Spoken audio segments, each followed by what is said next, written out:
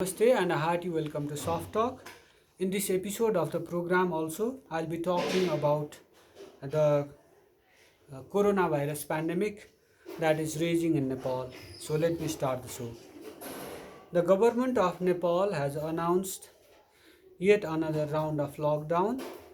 This time, it's called prohibitory orders to control the coronavirus pandemic in the country. This move comes amid a surge in the number of COVID 19 cases and deaths in the country.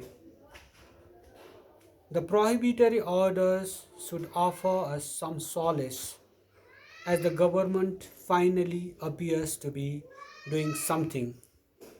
Earlier, it was bragging that it is doing better than the US in its fight against the pandemic. This claim sounds silly given the superpower's poor performance on the virus control front. Here, it will be contextual to present the status of the global pandemic in brief.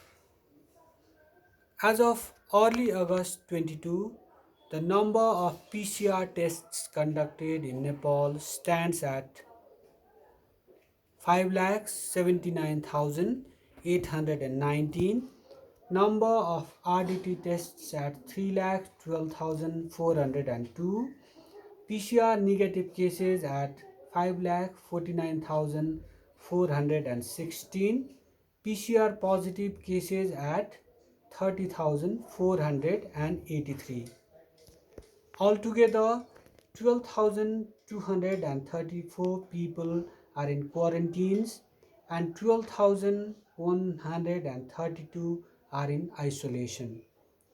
The number of recovered patients is 18,214 and the number of deaths is 137. These data are from the Ministry of Health and Population website. It was accessed at 4:15 p.m. August 21. Worldwide, the number of coronavirus cases stands at 2 crore 31 lakh 5,094. This is as per www.worldometers.info coronavirus and it was accessed on early August 22. As per this website, 8,02,889 patients have died. It's a huge number.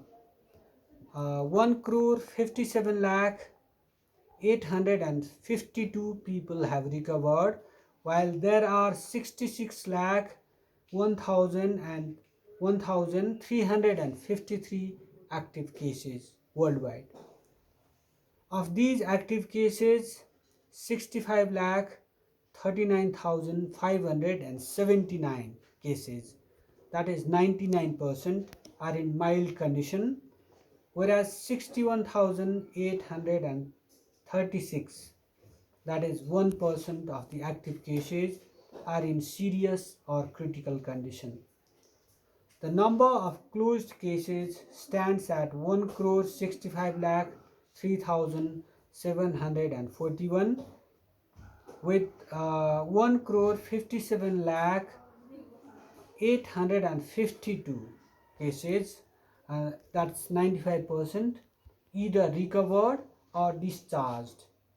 And the number of deaths, as I told earlier, is 8 lakh 2,889. The global death rate due to this pandemic stands at 5%.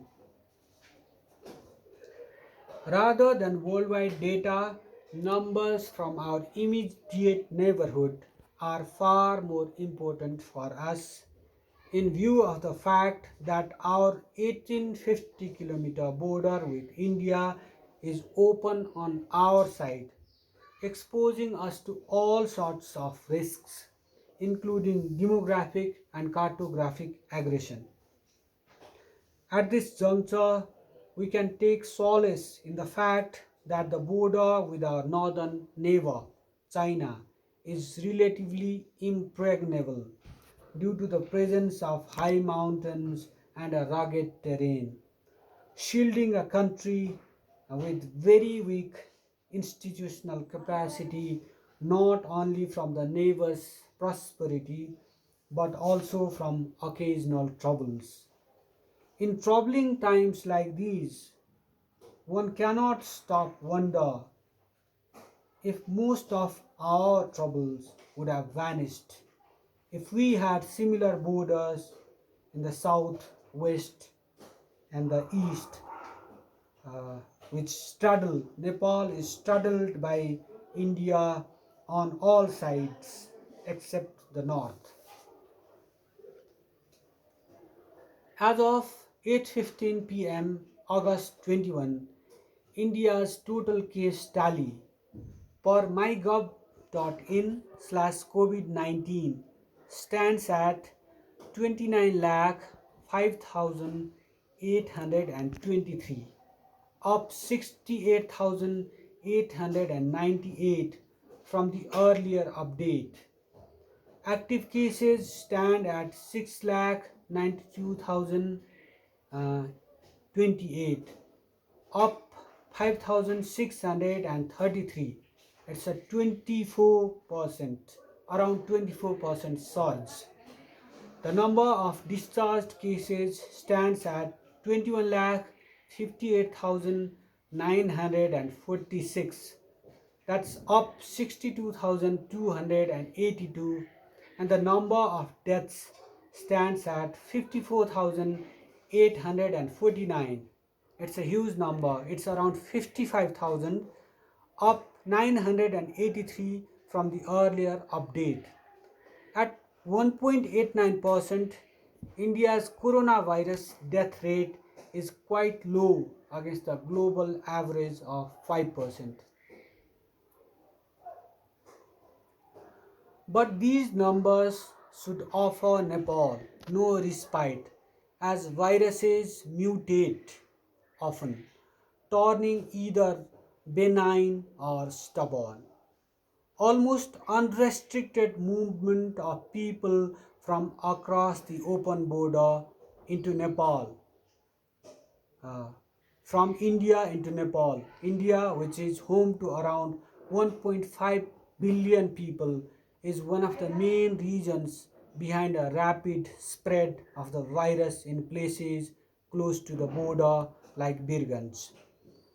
The fact that bordering areas are witnessing community spread of the virus should be an eye opener for Nepal, for our government. Uttar Pradesh, which borders Nepal, is now among the five worst coronavirus affected states in India behind Maharashtra, Tamil Nadu, Andhra Pradesh, and Karnataka. This is as per Indian media reports. As per those reports, Uttar Pradesh has 1 lakh 80,000 coronavirus cases. In the 4-month lockdown imposed earlier, the government of Nepal seemed to have taken the lockdown as the silver bullet against an evolving health crisis, bringing the country closer to community spread of the virus. This time, the government should aspire to do a better job. It can do so by taking these measures. It can just perform better, perhaps by taking these measures. Adding hospital beds and better adding hospital beds and better equipping frontline health workers. That is number one. Number two is improving the condition at quarantines and isolation rooms. Uh, then widening screening across the country, addressing basic needs of the most vulnerable lots. This move is to make sure that these people don't leave their homes, they don't venture out of their homes in search of livelihood. exposing other communities to increased risks of the pandemic, taking tough action against those aliens, against those people who sneak or try to sneak into Nepali territories by hook or crook, exposing our populations to increased risks. The government should take such instances as acts of demographic aggression aimed at putting local populations at increased risks of the pandemic. The government of Nepal should talk with relevant Indian officials to end such intrusions. At this point, it should be noted that some of our prominent political leaders have stopped repeating their usual line that Nepal's geopolitical position allows it to benefit from the prosperity in the neighborhood. They seem to have finally realized how tough it is for a country with a very weak institutional capacity to benefit from the two countries, from the two neighbors, which account for 36% of the global population, which stands at around 8 billion. The government, with a two-third majority in the parliament, should suture this wound.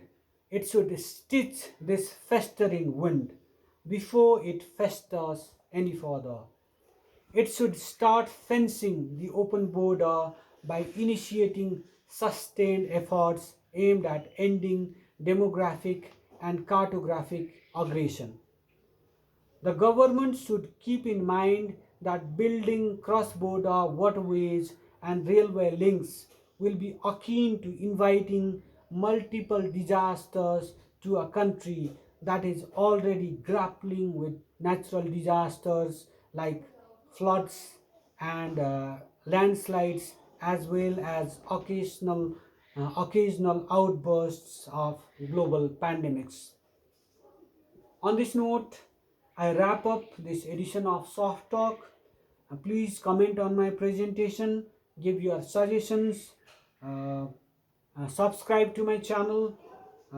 This will help me just improve the whole package of the program, improve the performance. Stay by my side all the time. Thank you for your cooperation. Thank you for watching. Thank you for listening.